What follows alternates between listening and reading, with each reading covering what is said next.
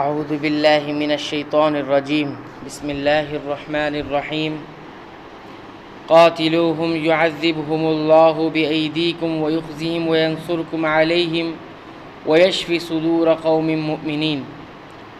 ان سے تم جنگ کرو، اللہ تعالیٰ انہیں تمہارے ہاتھوں عذاب دے گا، انہیں ذلیل اور رسوا کرے گا، تمہیں ان پر مدد دے گا اور مسلمانوں کے کلیجے ٹھنڈے کرے گا۔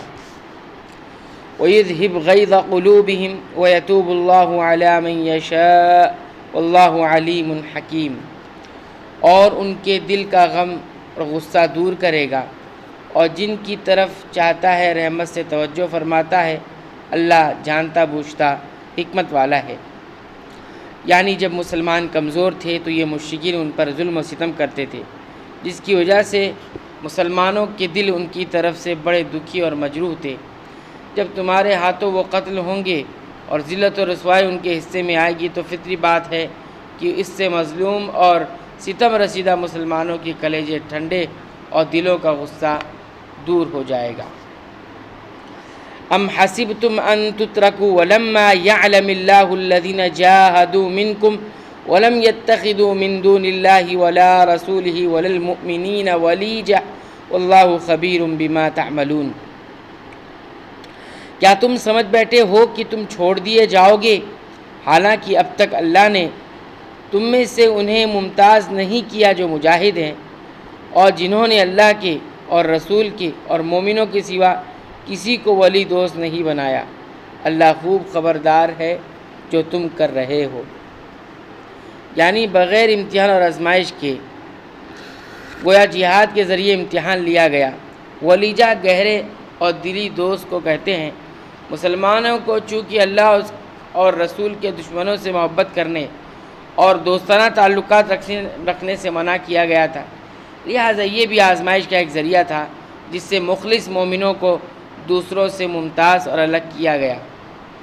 مطلب یہ ہے کہ اللہ کو پہلے ہی ہر چیز کا علم ہے، لیکن جہاد کی حکمت یہ ہے کہ اس سے مخلص اور غیر مخلص، فرما بردار اور نافرمان بندے نمایاں ہو کر سامنے آ جاتے، جنہیں ہر شخص دیکھ اور پہچان لیتا ہے۔ ما کان للمشرکین ان یعمروا مساجد اللہ شاہدین علی انفسہم بالکفر اولئک حبطت اعمالہم وفی النار ہم خالدون۔ لائق نہیں کہ مشرک اللہ تعالیٰ کی مسجدوں کو آباد کریں، حالانکہ وہ خود اپنے کفر کے آپ ہی گواہ ہیں۔ ان کے اعمال غارت اور اکارت ہیں اور وہ دائمی طور پر جہنمی ہیں۔ مساجد اللہ سے مراد مسجد حرام ہے۔ جمع کا لفظ اس لیے استعمال کیا گیا کہ یہ تمام مساجد کا قبلہ اور مرکز ہے، یا عربوں میں واحد کے لیے بھی جمع کا استعمال جائز ہے۔ یعنی ان کے وہ عمل جو بظاہر نیک لگتے ہیں، جیسے طواف، عمرہ اور حاجیوں کی خدمت وغیرہ، کیونکہ ایمان کے بغیر یہ اعمال ایسے درخت کی طرح ہے جو بے ثمر ہے، بے پھل ہے، یا ان پھولوں کی طرح ہے جن میں خوشبو نہیں ہے۔ انما یعمر مساجد اللہ من آمن باللہ والیوم الآخر واقام الصلاۃ وآتى الزکاۃ ولم یخش الا اللہ فعسى اولئک ان یکونوا من المہتدین۔ اللہ کی مسجدوں کی رونق اور آبادی تو ان کے حصے میں ہے جو اللہ پر اور قیامت کے دن پر ایمان رکھتے ہوں، نمازوں کے پابند ہوں، زکوٰۃ دیتے ہوں، اللہ کے سوا کسی سے نہ ڈرتے ہوں۔ توقع ہے یہی لوگ یقیناً ہدایت یافتہ ہیں۔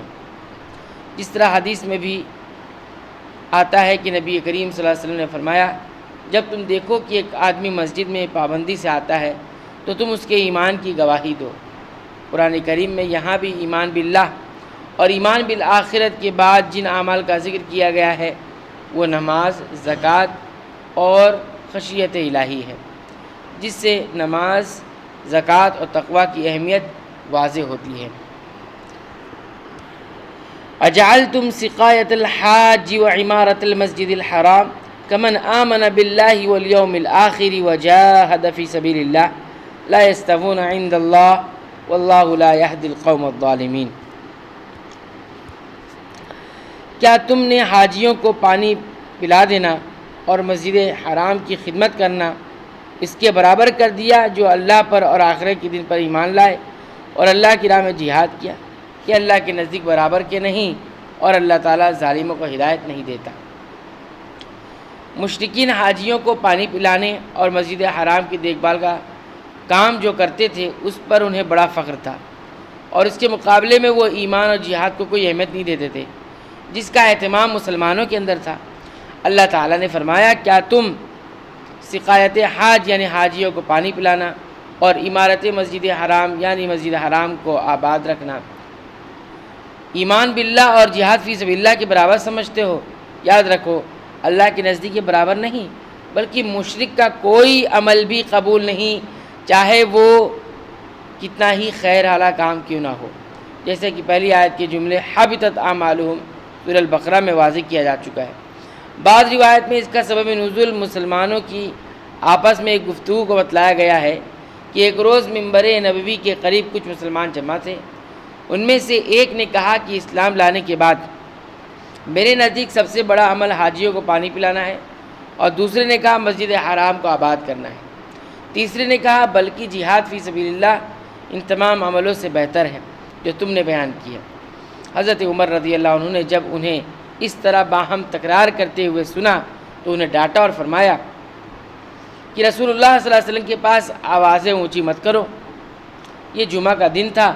راوی حدیث حضرت نعمان بن بشیر کہتے ہیں کہ جمعہ کے بعد نبی کریم صلی اللہ علیہ وسلم کی خدمت میں حاضر ہوا اور اپنی آپس کی اس گفتگو کی بابت استفسار کیا، جس پر یہ آیت نازل ہوئی، جس میں گویا یہ واضح کر دیا گیا کہ ایمان باللہ، ایمان بالآخرت اور جہاد فی سبیل اللہ سب سے زیادہ اہمیت اور فضیلت والے عمل ہیں۔ گفتگی کے حوالے سے اصل اہمیت اور فضیلت تو جہاد کی بیان کرنی تھی، لیکن ایمان باللہ کے بغیر چونکہ کوئی بھی عمل مقبول نہیں، اس لیے پہلے اسے بیان کیا گیا۔ بہرحال اس سے ایک تو یہ معلوم ہوا کہ جہاد فی سبیل اللہ سے بڑھ کر کوئی عمل نہیں، دوسرا یہ معلوم ہوا کہ اس کا سبب نزول مشرکین کے مزعومات فاسدہ کے علاوہ خود مسلمانوں کا بھی اپنے اپنے طور پر بعض اعمال کو بعض پر زیادہ اہمیت دینا تھا، جبکہ یہ کام شارع کا ہے نہ کہ مومنوں کا کام تو ہر اس بات پر عمل کرنا ہے جو اللہ اور اس کے رسول کی طرف سے انہیں بتلائی جائے۔ یہ لوگ چاہے کیسے بھی دعوے کریں، حقیقت میں ظالم ہے یعنی مشرک ہے، اس لیے شرک سب سے بڑا ظلم ہے، اس ظلم کی وجہ سے یہ ہدایت الہی سے محروم ہے، اس لیے ان کا اور مسلمانوں کا جو ہدایت الہی سے بہرور ہے آپس میں کوئی مقابلہ نہیں۔ اللہ تعالیٰ سے دعا ہے کہ رب العالمین تو ہمیں علم کے مطابق عمل کی توفیق عنایت فرما، قرآن کے مطابق اپنے عقیدے، ایمان اور اعمال اور اخلاق کی اصلاح کی توفیق عنایت فرما، آمین۔